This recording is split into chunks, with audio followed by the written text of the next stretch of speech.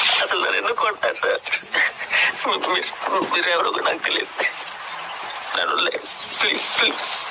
ఏ ఆటదైనా నా వెనక పిచ్చి కుక్కలా తిరుగుతుంది. అలాంటిది తను నీ మూలంగా నాకు.